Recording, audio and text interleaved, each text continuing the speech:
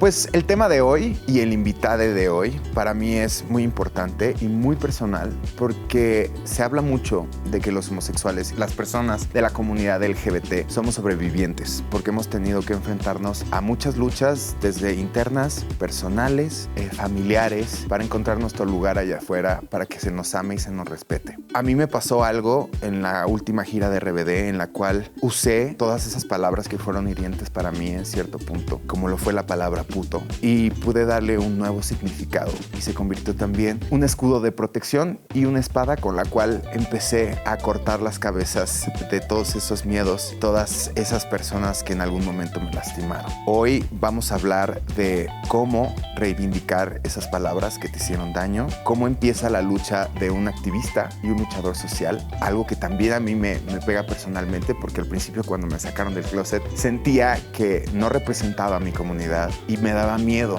también alzar la voz. El invitado de hoy es Alain Pinzón. Él es un luchador social, un activista que se encarga principalmente dentro del territorio mexicano de luchar contra la xerofobia, el desabasto de medicamentos y la mala información sobre lo que es vivir con VIH-Sida. Para mí es importante abrir estos micrófonos a gente que admiro, a gente que me ha inspirado y sobre todo a que vengan a soltar todo lo que necesiten soltar. Esto es Suéltalo.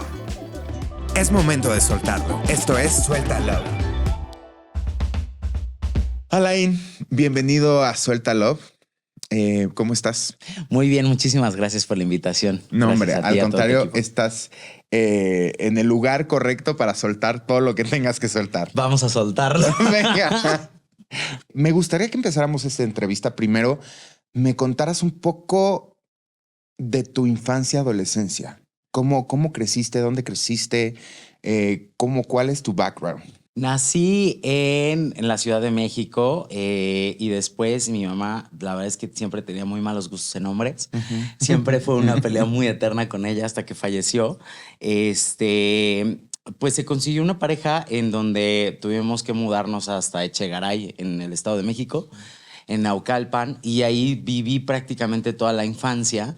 Fue una infancia complicada, solitaria, un poco ríspida, porque prácticamente vivía yo solo con ella y ella trabajaba todo el día y pues yo tenía que estar con la familia de su pareja casi todo el día y no era muy agradable el trato, la verdad. Siempre era muy complicado cada día y yo creo que de ahí también viene el carácter que tengo al respecto de la autoridad, de rebelarme ante ciertas cosas que no me parecen justas. Y fue muy complicado. Y la adolescencia me salí, me salí desde Naucalpan, me escapé. ¿A qué edad? A los 12, casi iba a cumplir 12, 11. ¿Y ahí ya sabías que eras gay? Ya, desde niño. Yo sabía que era gay desde niño, desde niño. De hecho, en la primaria a mí me molestaban muchísimo porque yo siempre era como muy afeminado. Ya. Y ahí Por aprendí, 12, sí, por y ahí 12. aprendí también a defenderme, a golpes, porque la violencia era fuerte, era golpes, era física. Sí. Y era de que me encerraban en el baño, me quitaban mis cosas y aprendí ahí también a defenderme. Ya sé. Y ya cuando ya salí yo de la primaria, yo me harté y dije, yo no puedo estar aquí otra vez, otro ciclo escolar, el que sea. Y me escapé y me fui hasta Iztapalapa con mis abuelos maternos, que es los papás de mi mamá. Sí, porque te saliste muy chavito, güey. Sí. A los 12, 13 es muy chico. Sí, y me escapé y me fui. Y a partir de ahí,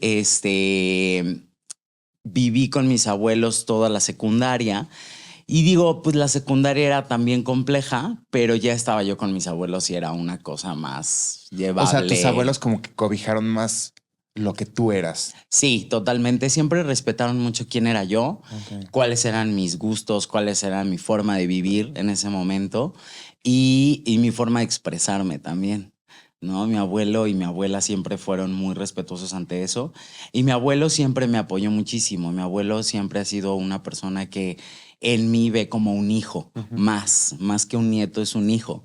Y a partir de esa relación también yo pude comprender muchas cosas, que no todo era tan malo en la vida. A mí me llama mucho la atención, sobre todo a las personas que son activistas y luchadores sociales como tú. ¿En qué punto? Digo, me dices que desde chavito surgió de esta parte del bullying y tenerte que defender ¿no? Y de retar un poco a la autoridad.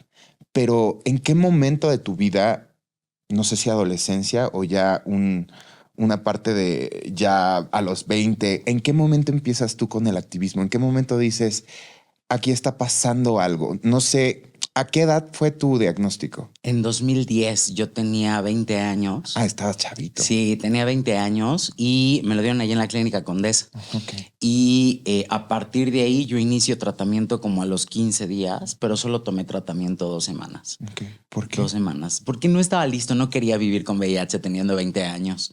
No estaba listo, nadie sabía, nunca nadie supo de mi diagnóstico inicial hasta que yo caí en un hospital en 2014. Es decir, yo pasé 4 años sin tratamiento, sabiendo que me estaba muriendo, porque esa era la decisión que yo tomé adentro. O sea, a ver si entiendo. Tú dijiste, ¿sabes qué? En este momento voy a vivir la vida como yo quiero, aunque sea corta o como sea. Así es. O sea, tomaste esta decisión de, pues si me tengo que morir, me voy a morir. Me pero voy yo a no morir. quiero estar amarrado a un medicamento. A un medicamento y a una situación en donde ir a la clínica a mí me complicaba muchísimo. Me sentía avergonzado, me sentía mal, me sentía enfermo. Aunque no estuviera enfermo físicamente ni de ningún tipo de síntoma, yo me sentía muy enfermo, yo me sentía mal conmigo mismo e ir a la clínica me recordaba que era una cosa muy vergonzosa tener VIH a mi edad, pero además era una falla ante mí y ante todo el esfuerzo que todas las personas a mi alrededor habían puesto en mí. Y era una cosa que decía yo, no estoy dispuesto a pasar. Y si voy a vivir 2, 3, 4 años, va a ser con mis reglas, no va a ser con las reglas del VIH. O sea, entonces caes en el hospital 4 años después de tu diagnóstico. 4 años después. Ya con SIDA.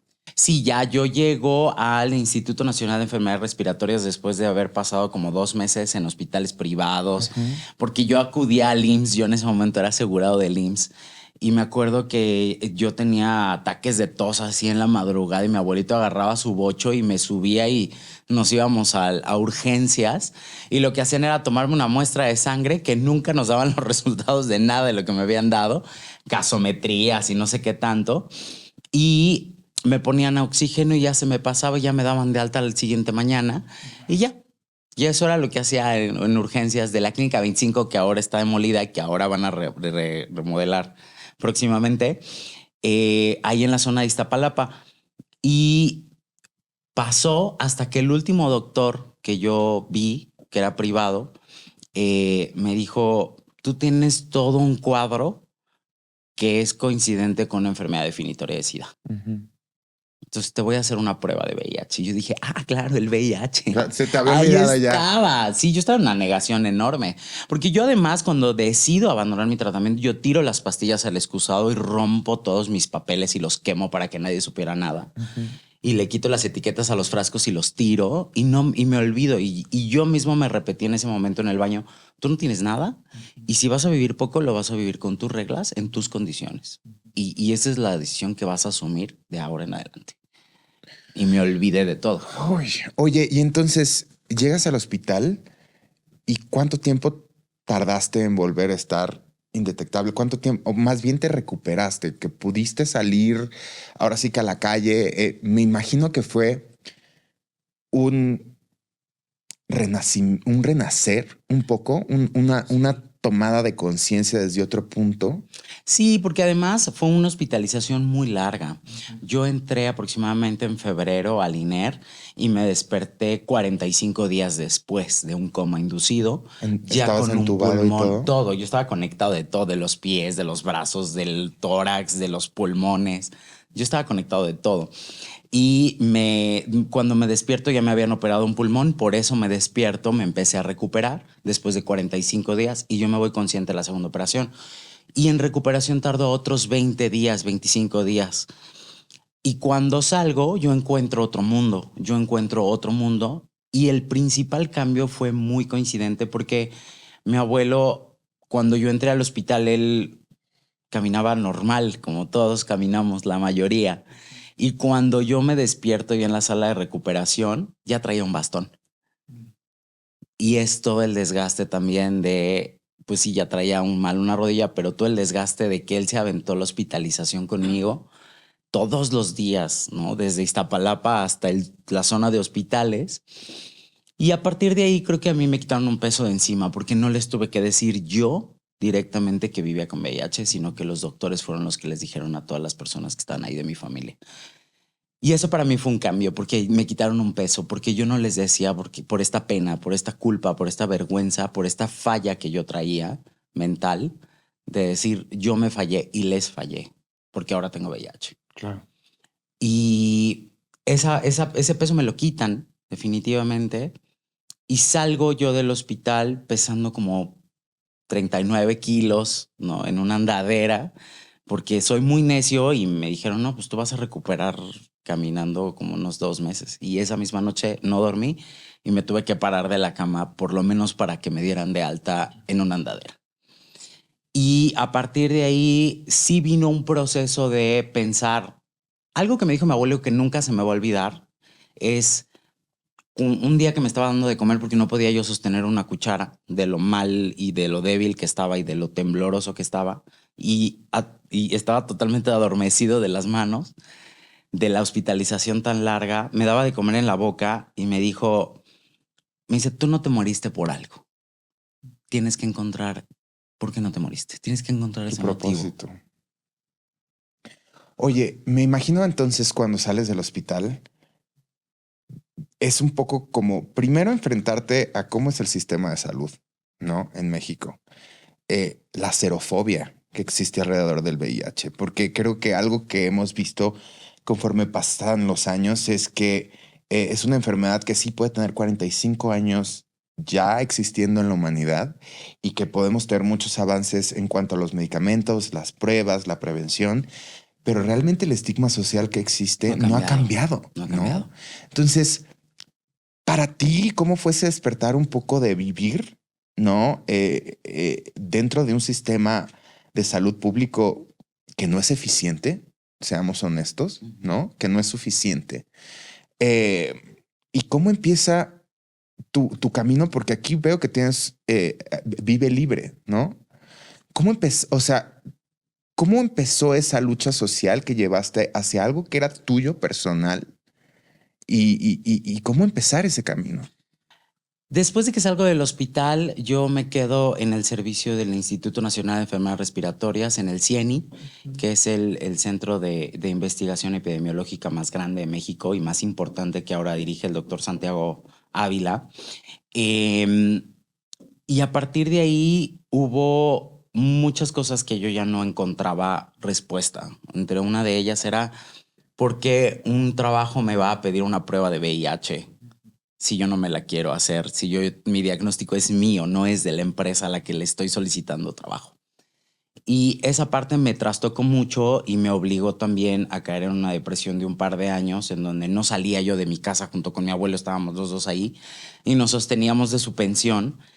Y una cosa llevó a otra porque yo para viajar a la zona de hospitales pues gastaba como 26 pesos, ¿no?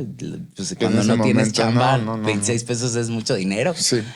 Y me acuerdo que cuando cambió el gobierno en 2018, yo constantemente recibía 3 meses de tratamiento, 4 meses de tratamiento, y entonces eso me daba como un poco de libertad de decir, bueno, no voy a gastar en todo este tiempo, ¿no? Y cuando cambia el gobierno, de repente nos dan un frasco. Y me dicen, es que ahora vas a tener que venir cada mes porque no sabemos cómo va a estar ahora el tema con el surtimiento de medicamento. Y entonces yo me revelo y digo, ¿por? O sea, el gobierno va a ir y venir, pero se supone que la atención para nosotros es toda la vida. Eso no tendría por qué cambiar. Y a partir de ahí salgo yo del closet del VIH con mucha gente quejándome primero, diciendo, pues es que ahora nos están dando un frasco y para toda la gente que no tenemos trabajo y no tenemos dinero, pues es complicado ir hasta allá, ¿no? ¿Cómo le vamos a hacer? ¿No? ¿Cuál es la solución que las autoridades nos están dando? Y a partir de eso, un amigo que tenía meses diciéndome, ¿por qué no haces un grupo de apoyo? Porque yo tenía muchos temas todavía con mi diagnóstico no hablados, aun cuando ya viviera, pues ya venía de vivir con VIH varios años.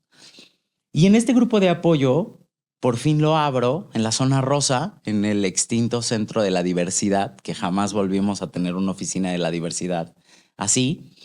Me aviento yo los jueves de 7 a 9 y la primera sesión llega una persona, ¿no? Un sobrecargo de Chiapas, solo totalmente, y que se había diagnosticado meses atrás. Y nos la pasamos chillando las 2 horas de 7 a 9 y yo salí muy, muy contento de ahí. Porque mi temor era que nadie llegara y llegó una persona.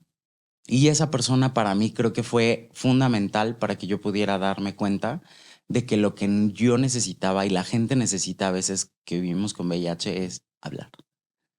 Es sentirse rodeado de gente que como tú vive con VIH y pueda tener la confianza de decir, me siento así o no quiero tomar medicamento hoy o me tratan así en mi unidad o no sé qué hacer, tengo miedo de tener novio.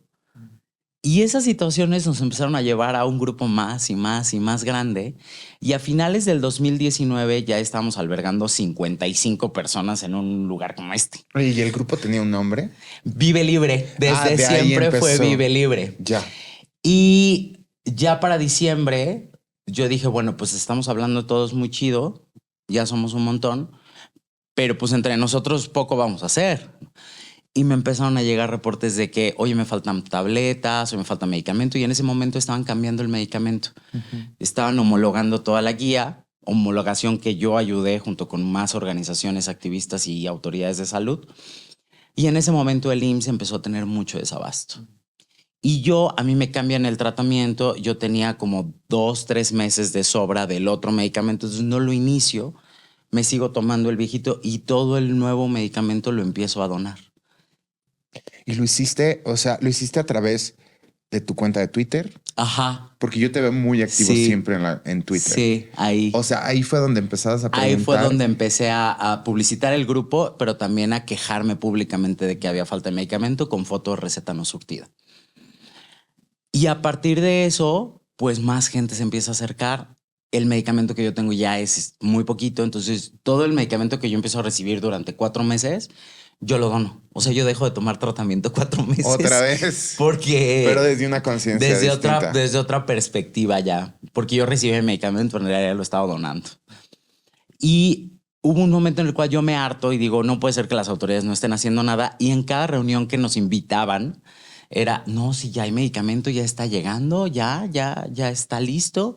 Y a nosotros nos seguían llegando los informes de que no había medicamento. Ese nivel de mentira y que te mientan así a la cara a mí me da mucho coraje. Oye, por ahí quiero hacer un hincapié un poco en... Se ha hablado mucho, ¿no?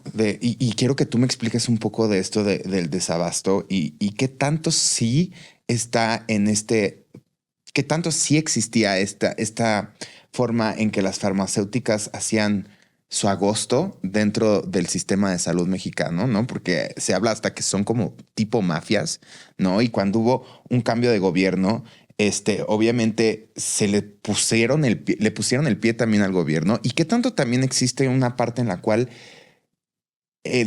la salud de los homosexuales no es prioridad, aunque vivimos en un gobierno de izquierda? ¿No? O Totalmente. sea, ¿cómo lo ves tú? Ahí hay 2 respuestas muy claras. Cuando empezó el cambio en 2019, fueron varias farmacéuticas las que licitaron sus antirretrovirales y por medio de la guía de manejo antirretroviral fue lo que se decidió de forma médica y comunitaria. Yo estuve en esa guía cuando hubo la homologación y el cambio. Y a partir de ese cambio, de 700 combinaciones, se cambiaron a 35 y todas las instituciones van a tener el mismo esquema. Y entonces era más fácil tú continuar con tu tratamiento aunque cambiaras de sistema de salud. Esos cambios fueron muy positivos. Hay una realidad de la cual es muy cierta lo que dices, que sí, las farmacéuticas y la industria, y lo voy a decir claramente porque no me gusta asociarme con farmacéuticas de ninguna forma, es que son rapaces. Y la industria farmacéutica en su mayoría, no podría decir que todo, pero en su mayoría, en su casi totalidad, es de una corrupción tremenda. Y en este momento que se está volviendo a hacer un cambio, a mí me gustaría que la autoridad, por ejemplo, salga a decir, ¿por qué se hace el cambio? ¿No? Si es un tema médico, sí. sí es un tema médico. Es decir, ¿vamos a mejorar de esquema? Sí, vamos a mejorar de esquema. ¿Vamos a tomar un medicamento que ahora tiene menos efectos secundarios a nivel metabólico? Sí, eso es completamente cierto. Pero para cuando salga este programa, la gran mayoría de personas viviendo con VIH van a tomar un medicamento de 2 componentes, que es un esquema nuevo que se hizo el cambio hace unos meses, este año 2025, en marzo aproximadamente.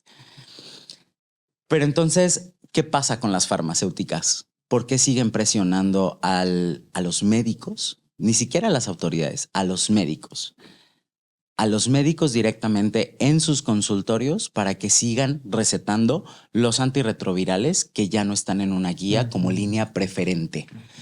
En línea preferente me refiero a que te lo van a recetar como primera opción. Sí, y que no tiene tantos efectos secundarios como por eso cambia. ¿Por qué las farmacéuticas que perdieron ese nivel ahora, en 2026 y 25, ¿por qué siguen presionando a los médicos y a las autoridades de mediano nivel para que sigan recetando su medicamento? Eso es corrupción.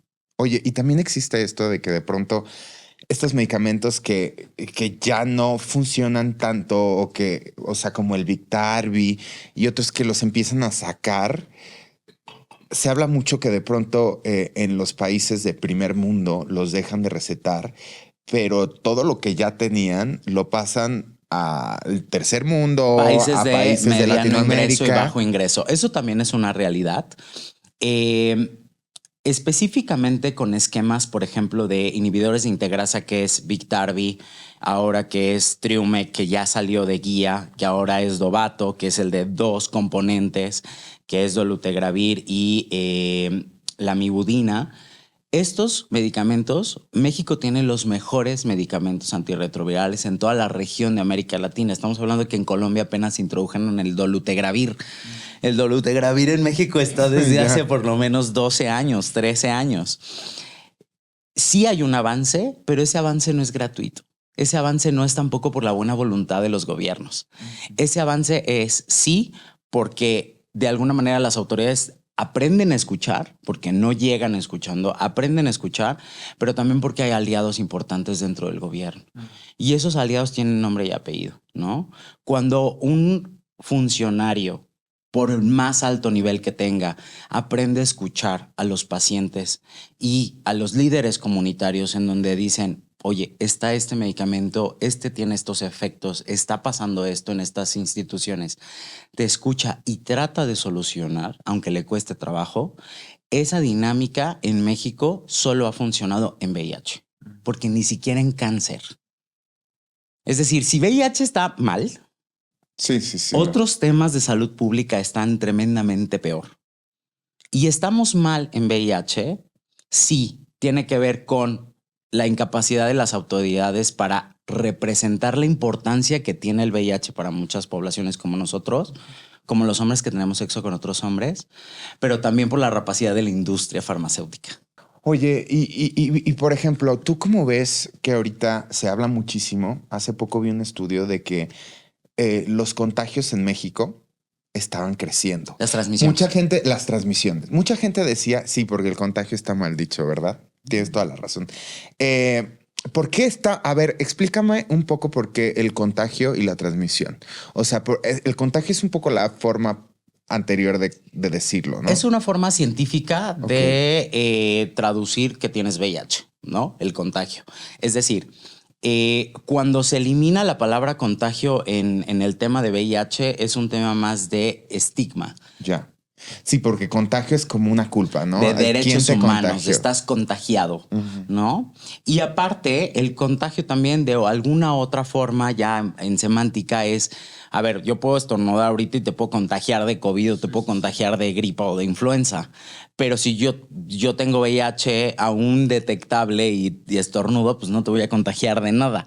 O sea, el ¿no? contagio un poco influye, o sea, implica que lo haces con dolo, pues. También, pero también tiene que ver con el derecho humano de la persona que vive con VIH a estar tranquilo, a vivir una vida plena sin estigma.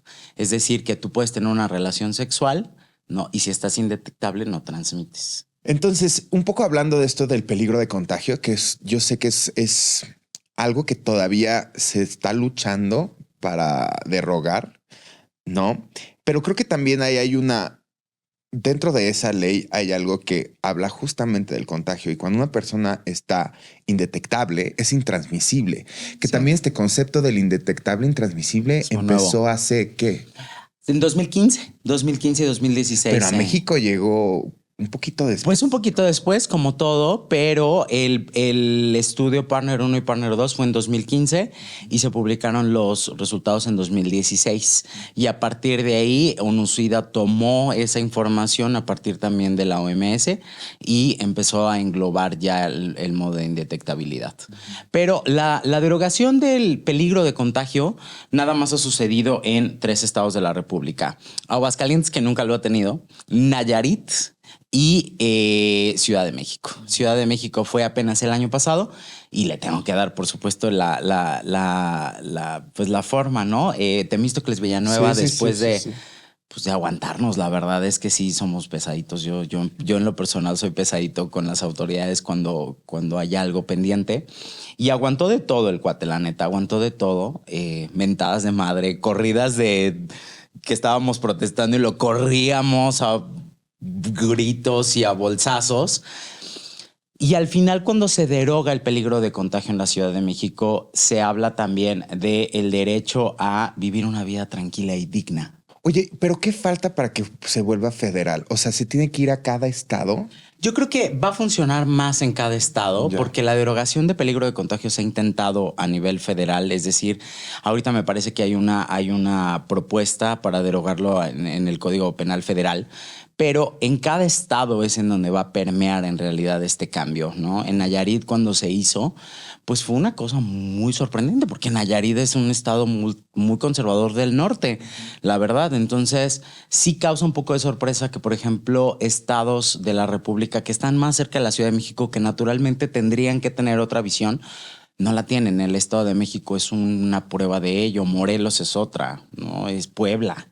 O sea, son estados que tienen un alto grado de conservadurismo en su modo de actuar de forma legislativa.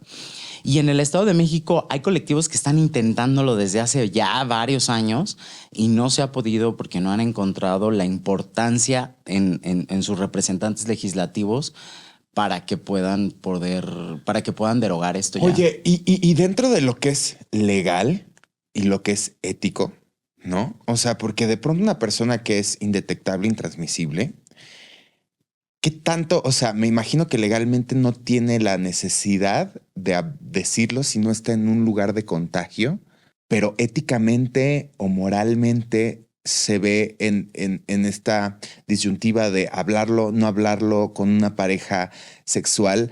¿Hasta dónde legalmente no tiene que hacerlo o y moral y éticamente, cómo lo ves desde ese Es lado? una pregunta muy polémica porque cada que alguien hace esa pregunta en redes sociales, las redes Hay estallan un al pedo. respecto de tú tienes que decir que tienes VIH. Y yo en ese momento quiero ser muy claro al respecto de la respuesta porque el diagnóstico de VIH es un dato protegido por la ley. Es un dato tuyo, es un dato personal íntimo, totalmente. Entonces, el que tú digas que vives con VIH es una responsabilidad tuya. Y yo, desde mi perspectiva, siempre me voy a poner del lado de las personas que vivimos con VIH. Realmente dudo en este momento que en estos años una persona con VIH vaya deliberadamente A contagiar a transmitirle el VIH de forma consciente. Mira, vuelvo con ¿no? el contagiar. De forma consciente. Esto a mí me parece que es más bien un mito que estigmatiza a las personas positivas, que estigmatiza el VIH que vivimos, pero que también ayuda también a cerrarnos la oportunidad de llevar una vida totalmente digna y tranquila y silenciosa ante nuestro diagnóstico si así lo queremos llevar. Vivir un diagnóstico públicamente es lo más difícil que podamos hacer después de haber sido notificados que tenemos VIH. Porque es salir públicamente a decir que tengo VIH y que yo estoy bien. Es y una que segunda si yo estoy salida del bien, closet, ¿no? ¿qué les importa a los demás? Y que es algo muy personal. Totalmente. O sea, no es de a huevo de ahora tienes que salir. Ahora y tienes que decirlo. O sales con alguien o tienes una cita. Es decir, cuando tú tienes un vínculo amoroso, probablemente no se lo digas por miedo al rechazo. Sí. ¿No? pero no se lo estás diciendo porque lo quieres contagiar, ¿no? Sí. Como esta tónica luego que hay en redes sociales. No quieres ser rechazado. No quieres ser rechazado, no quieres ser estigmatizado por tener una condición que además no se te va a quitar y que tú no elegiste. Y errores cometemos todas las personas. Y que si fue un error, tenemos que superar eso, esa parte. Y superarlo es sanar también. Oye, yo quiero regresar un poco a esto que te preguntaba, de esto que se habla de que la transmisión ha aumentado en México. Sí. Porque yo me acuerdo que se decía que querían, en la cumbre del VIH, decían que en el 2040 más o menos querían que el mundo estuviera como o todos los pacientes controlados y que se llegara a una infección cero, ¿no? Entonces yo lo que quiero saber es qué está pasando en México, en qué estamos fallando en cuestión de prevención, información. Sí es cierto que las estadísticas están creciendo y sobre todo, o sea, ahí entramos en la onda del PrEP, ¿no? Que también quiero hablar un poco más de eso. Creo que el PrEP no se da todavía o se le da a cierto tipo de personas, a trabajadores sexuales, a personas que están como en lugares donde pueden estar más propensos. Pero, ¿cómo ves tú? O sea, que de entrada, sí hay un aumento y en qué se está fallando. Sí hay un aumento en México, sobre todo de casos notificados ya no con VIH, sino con alguna enfermedad definitoria de SIDA. La mortalidad en VIH ha aumentado en México en los últimos años.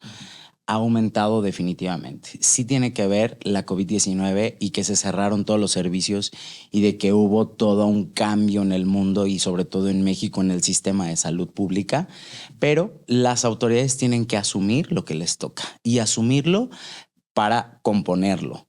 ¿Hay un aumento de casos? Sí. ¿De notificaciones con VIH? Sí. Pero también lo más preocupante es que el aumento tiene que ver con la mortalidad de las enfermedades definitorias de SIDA. Es decir, que una persona que no se ha hecho pruebas en diferentes años o en varios años atrás, por supuesto que a la hora de que se hace una prueba y sale reactiva, pues no nada más lo vas a pasar al laboratorio a correrle una carga viral y CD4, sino que le tienen que correr muchísimas más pruebas que además le salen más caras al Estado, como un GeneXpert, una placa de tórax, un cultivo de cripto, de CMV, de todas las infecciones oportunistas que puedas haber antes de iniciar tratamiento. O sea, tú lo que me estás diciendo es que ha crecido la mortalidad por personas que llegan ya con el síndrome de inmunodeficiencia, con alguna otra enfermedad desarrollada definitoria de SIDA. O sea, es por falta de la prueba. Es de por la falta prueba de diagnóstico. De diagnóstico oportuno. Y eso tiene que ver con la falta de el Estado, de los gobiernos en general, de abrir los servicios de forma universal. Oye, entonces tú también verías el tema del PrEP como algo que debería de darse universalmente, o sea, algo que debería de estar abierto a la persona que lo pidiera. Totalmente. Creo que esa es una conversación que yo tuve apenas con el subsecretario Eduardo Clark, en donde él decía, es que tiene que ser universal, porque si para una persona positiva estar cambiando y de eso depende tu vida, pues también de eso depende tu indetectabilidad y eso tiene que ver con que si tú dejas de tomar tratamiento, pues ya no eres indetectable. Pero además tu salud mental se va a deteriorar.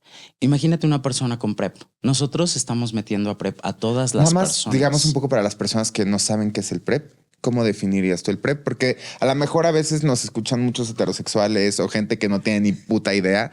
¿Cómo defines tú el PrEP? Es un medicamento que tomas para prevenir el VIH si estás en contacto con diferentes parejas o una pareja positiva. Ok, perfecto. No una vez ya hablando de eso, sí. Continúa. Sí, perdóname, pero es que luego sí es importante hablarlo porque luego hay gente, sigue siendo sorprendente que yo le hablo a algunos amigos heterosexuales que me dicen, es que ¿qué es PrEP? O sea, hay mucha gente que no tiene idea que existe un medicamento para prevenir. Ya sé, bueno, que el PEP, por favor, también explica lo que es el PEP. La PEP es un método de prevención después de haber tenido un posible contacto después de riesgo. Después de la exposición y tienes 72 horas para tomarlo.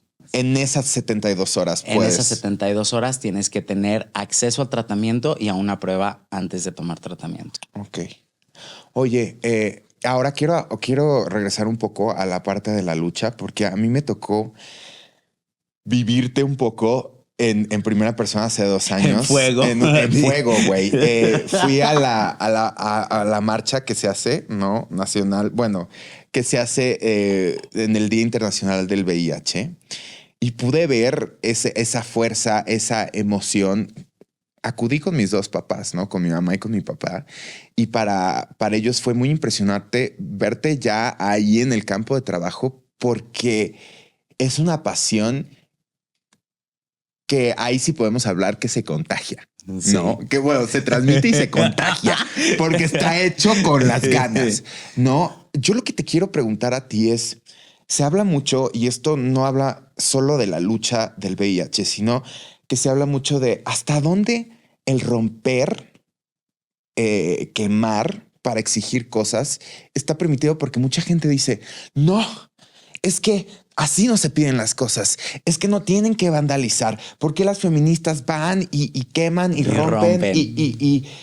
Pero también yo creo que viene desde un coraje, ¿no? Desde un necesito que me vean, necesito que me escuchen. Y si no me escuchan por las buenas, me van a escuchar por las malas. Sí. ¿No? Que creo que tú también tuviste por ahí un episodio hace no mucho. Hace unos meses. En el cual, cuéntame por favor de eso y cómo para ti la lucha del activismo llega también a quemar y a romper. Porque de pronto hay una frase que a mí me llega mucho que dice, no necesitamos una revolución dolorosa.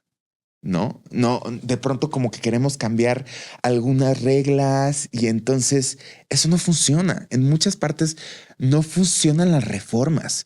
Lo que necesitas es una revolución que queme y que tumbe todo. Entonces, para ti, ¿cómo ha sido esta lucha? Un parteaguas para mí fue la marcha, bueno, la protesta. Hemos hecho muchas protestas muy, muy agresivas, muchas veces. Yo creo que la que más ha sido la más agresiva fue la del 2023, la del 1 de diciembre. Uh-huh. Y por esa, en donde nosotros le prendimos fuego a unos sillones y el fuego subió casi hasta todo el edificio. Después de esa, yo tuve que asumir nuevamente, porque quien hace, asume. Y si yo hice, yo asumo. Uh-huh. Después de esa protesta, yo tuve que asumir que yo tenía una voz no cómoda en el VIH. Uh-huh. Y este año fui notificado con una denuncia de orden penal por parte de la Secretaría de Salud por la quema de esos sillones y por protestar y por decir. Cuando a mí me preguntan constantemente que si vale la pena, si es importante seguir exigiendo, yo creo que los derechos que tú y yo tenemos hoy, Cristian, es gracias a gente como Juan Jacobo Hernández, como Alejandro Brito, como todas estas personas del pasado que literal salían a las calles arriesgando su vida y que muchos de ellos ya no están. ¿No? Por enfermedad o porque se rindieron o los mataron. Y tiene que ver también con una necedad. Cuando yo volteo a ver el teléfono y veo mensajes de no tengo medicamento, no me quieren dar mi medicamento, me están pidiendo un papel para tener medicamento, tengo miedo, me violaron y me están pidiendo una denuncia para darme la PEP. Uh-huh. No hay PrEP, me dicen que para qué lo quiero. Esas cosas a mí, lejos de darme coraje, me siento humillado, porque es como una autoridad diciéndote tú no importas. Lo que tú necesitas no interesa. Y entonces si no es por la buena, es por la mala. Porque tú vas a entender, autoridad, que lo que yo necesito no es menor a lo que tú necesitas. Y de que estamos hablando en un periodo de iguales. No importa qué autoridad seas. Y que si hay leyes en este país y en esta ciudad, las tenemos que usar. Y ninguna autoridad está por encima de la ley. Ninguna. Y que si la presidenta de este país dijo que el servicio era así, de darles el medicamento, ¿por qué no lo hacen? Porque las autoridades, los demás, no lo hacen. Y esa parte de salir a romper, salir a quemar, salir a enfrentarse directamente, no nada más con las autoridades, con la gente a la que le estás cortando el paso, porque cierras la calle, ¿no? Uh-huh. Esa parte es muy dura y muy cruda y siempre se paga un precio. Siempre. Todas las veces que sales a una protesta de ese nivel, se paga un precio. siempre. Oye, ¿a ti alguna vez te ha pasado algo? ¿Te han agredido? ¿Te han llegado mensajes de hijo de tu puta madre? Te encontramos. Sí, sobre todo después de las protestas, pero tiene que ver más con una tónica que se ha dado en los últimos años de que cualquier persona que proteste es que está en contra del gobierno. Y yo no me declaro anti nada, solamente me declaro anti estupidez humana. Cuando una autoridad no comprende que tú necesitas algo que el Estado te tiene que dar, no tienes que exigir. Lo tienes que exigir a toda forma. Y si te dicen que eres anti Morena, anti 4T, anti lo que quieras, lo tienes que asumir. Sí. ¿No? Y habrá espacios como este para poder explicarlo. Sí. ¿No? Pero no es que estés en contra del gobierno, estás en contra de la política que no tiene Mal sentido. aplicada también, ¿no? Sí. Estás en contra de estas autoridades y sus decisiones que no hay una posibilidad de razón y de poder entender que hay poblaciones que aunque ellos no estén dentro de estas poblaciones, necesitan algo. Oye, por ejemplo, me acuerdo, hace un poquito más de un año vivimos esta, pues sí podríamos decirlo pandemia, porque creo que sí fue mundial, con el monkeypox, ¿no? Que también fue muy hablado porque al final decían, ¿por qué no ha llegado a México esa vacuna? Y porque un poco ahí yo te quiero preguntar tu opinión, porque de pronto la gente dice, bueno, es que no es mortal, ¿no? Entonces, pues obviamente ahorita están tratando de llegar a otros medicamentos, pero pues también es una parte es mi derecho, como tú lo dijiste como ciudadano, que el gobierno me dé una vacuna para algo que ya está comprobado y que otros países lo están haciendo. Entonces, en cuestión de la viruela del mono, ¿tú cómo viviste esa parte también? Hace 2 años que inició el tema del Mpox, que primero era viruela símica y luego viruela del mono y ahora es Mpox, ya hasta le cambiaron el nombre y todavía no hay vacuna en México. Fue al principio una cosa muy devastadora porque te llegaban 20 casos a la semana y entonces los tenías que derivar a la clínica Condesa y entonces la clínica Condesa ya estaba saturada y entonces los demás servicios no tomaban las muestras bien, discriminaban a la gente, era un desastre. No es que el desastre ya no exista, es que ahora hay más casos. Este año hubo un aumento de casos del 300%. Y sí, no es mortal para algunas personas, pero para aquellas que se están diagnosticando de Mpox, VIH, hepatitis C y sífilis, son diferentes viremias atacando a un organismo. Y sí, ha habido fallecimientos por viruela del mono, por Mpox, en coinfección con VIH, sífilis o hepatitis C o las tres juntas. Y el tema, hasta donde yo tengo entendido, es que sí hay una aprobación de la COFEPRIS por esta vacuna, que fue hace un año, o sea, y no la han comprado. Aquí estaría muy bien preguntarle a las autoridades de salud, ¿es un tema de dinero o es un tema de moral? Ese es lo más... O sea, sí hay dinero para comprarla, sí, pero no su es una moral prioridad. No les permite Claro. ver la necesidad de las personas mayormente afectadas, que somos hombres que tenemos sexo con otros hombres, trabajadores y trabajadoras sexuales. O sea, no importamos. Bueno, pues la verdad es que, Alain, es maravilloso tenerte aquí. Me gustaría después que regresáramos para que platicáramos más sobre otras enfermedades sexuales que también están, como la hepatitis C, cosas que llegan a complicar, obviamente, pues un tratamiento. Hay gente que obviamente de pronto llega a contagiarse de la hepatitis, más el VIH. Más la sífilis. Más la sífilis, que también ahorita creo que de pronto la llegada del poder tomar el doxipep, ¿no? Que también es la doxiciclina usada dentro de ciertas enfermedades sexuales. Sí. Pues bueno, tenemos todavía varios temas, se nos acaba un poco el tiempo, pero a mí me gustaría cerrar esta entrevista. ¿Hacia dónde quiere ir Alain ahora? ¿Hacia dónde quieres llevar Vive Libre? ¿Cuáles son los pasos a seguir? ¿Cuál es tu sueño también como activista? Yo creo que los pasos que quiero tomar con Vive Libre es consolidar el trabajo y el esfuerzo que hemos hecho durante este tiempo, consolidar el programa comunitario de PrEP y PEP, que es el programa comunitario más grande del país. Tenemos más de 6,000 personas en PrEP en todo el país. Y el consolidar el trabajo tiene que ver con hablar con las autoridades y hablar y no seguir no dejar perder la comunicación con la comunidad.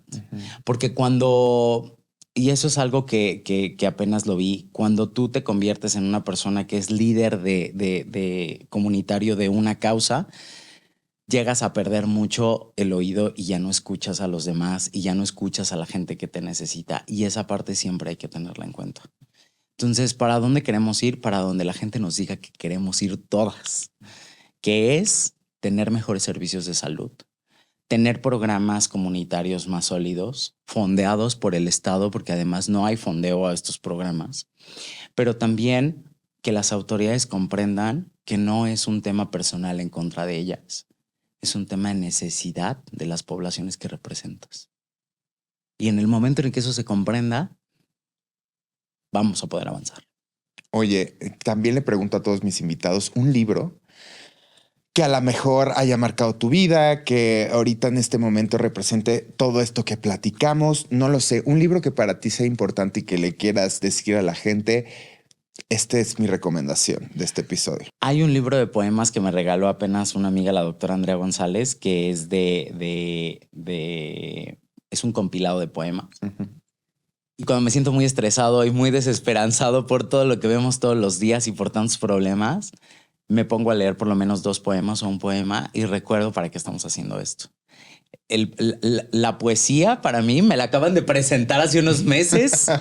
La poesía para mí ha sido muy sanadora en lo que estamos haciendo, porque te recuerda para qué lo estás haciendo y te saca de ese estrés y de esa tensión diaria. Bueno, entonces ya saben, es un libro de poemas. Alain, vamos a hacer al final de todo el podcast, siempre tenemos su bonita dinámica, ¿no? Y hoy, la dinámica de hoy se llama verdadero, falso o serofóbico. Ay, me encantó. Entonces, vamos a empezar. Las personas con VIH no pueden tener relaciones sin condón. ¿Verdadero, falso o serofóbico? Serofóbico, totalmente. ¿Por Una qué? persona que vive con VIH y está tomando tratamiento regularmente es indetectable. Y aunque no estés indetectable y tienes menos de 1,000 copias, puedes prescindir del uso de condón si ese es el acuerdo que tienes con tu pareja y no transmitir. Eso es el VIH no lo transmites si tienes menos de 1,000 copias. Eso es una actualización de la Organización Mundial de la Salud del año pasado. Claro, siempre consensuado. Siempre ¿no? consensuado. Ok. El PrEP es solo para la gente promiscua. ¿Verdadero, falso o serofóbico? Falso y serofóbico. Ok, ¿por qué? Porque la PrEP es para aquellas personas que están teniendo relaciones de riesgo o que están teniendo actividades de riesgo. Si tú eres una persona que no consideras que tienes riesgo y las pocas relaciones sexuales que tienes, las tienes sin condón, ¿por qué no tomar PrEP a demanda? Ya. Ok, perfecto. Y la última. Y es un tema que creo que no hablamos. ¿Sidoso es un insulto? ¿Verdadero, falso o serofóbico? Hay falso. Creo Falso. que a partir de una generación de activismos y de nueva generación también de jóvenes y también de adultos, antes el llamarte sidoso era un insulto que se apuntaló muchísimo en los 80s para definir que tú eras diferente a mí, que estabas enfermo, que no tenías el mismo derecho de existir. Y ahora te apropiaste. Y ahora hay una apropiación del término sidoso, del adjetivo sidoso, para que tú puedas mostrarte al mundo sidoso, poderoso, exitoso, indetectable probablemente, y no la pelan. Pues muchas gracias, Alain. Gracias, gracias por a ti venir. por la invitación. Es un honor para mí, de verdad. Yo creo que algo que me encanta es aprender de la gente que llega y se sienta en este sillón, y de ti he aprendido mucho. Te admiro muchísimo. Muchas gracias. Eres una luz para nuestra comunidad y para la lucha en muchas representaciones y es hermoso ver tu trabajo y quiero que regreses, por favor. Claro que sí, aquí Ok. nos vamos a tener. Muchas gracias. Muchas gracias a ti, Justo. Me encantaría escucharte. Manda tus preguntas, comentarios o lo que quieras. Nos encuentras en Instagram o TikTok como @suéltalo.